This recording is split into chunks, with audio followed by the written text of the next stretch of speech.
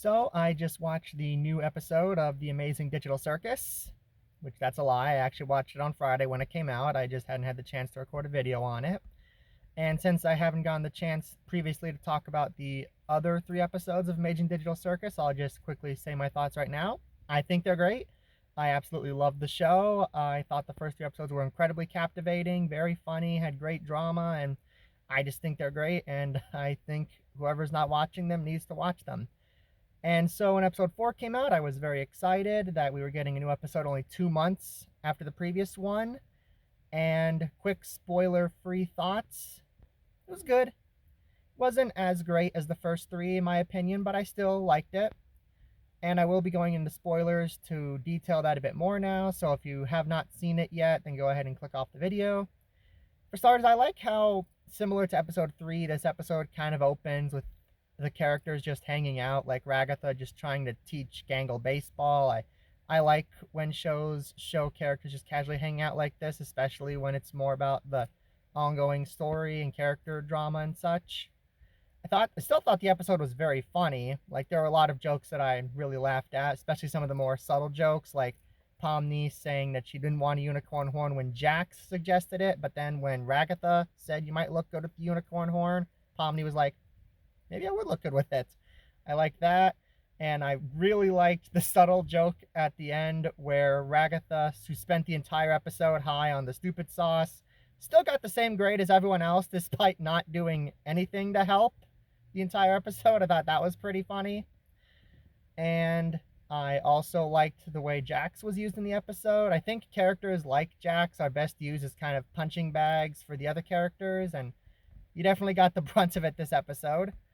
And I also liked, I liked when Pomni met Gummy Goo again. I liked that he didn't remember her. I feel like it would have been really easy for them to have this big dramatic moment where he says he remembers her or makes it clear in some other way, but I'm glad they didn't do that. It would have been too much.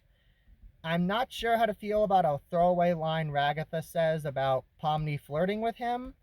Like, I get it's just a throwaway line, that's probably what it is, but at the same time, this is the same show that had a throwaway moment of Kinger being lucid while his head was in a bucket in episode 2. And then episode 3 had the plot development that he actually is lucid in darkness. So I'm not sure if that's actually going to lead to anything or not. I hope not. So we'll see.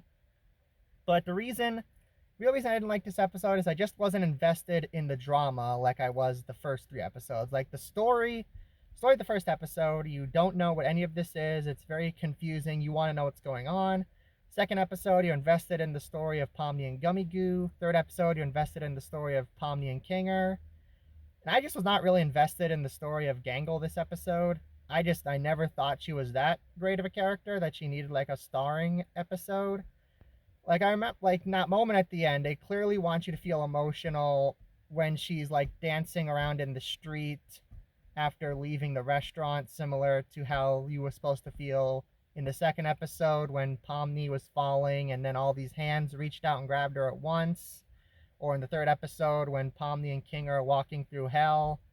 I just didn't feel it, and I just think a big reason for that is because I wasn't that invested in Gangle. I'm sure maybe later on I'll like her more, but I'm not really sure. But just the fact that the episode focused so much on her, I was kind of uninterested, and I wanted them to have a more large-scale adventure like the last 3 episodes had. But still, I'm not going to act like this was bad. You know, it was still good, still liked it. I just don't think it lived up to the first 3 episodes. Hopefully this won't be a continuing trend. I would give this episode a B, which, for the record, I would give the first 3 episodes an A, so that should tell you how I feel about it overall.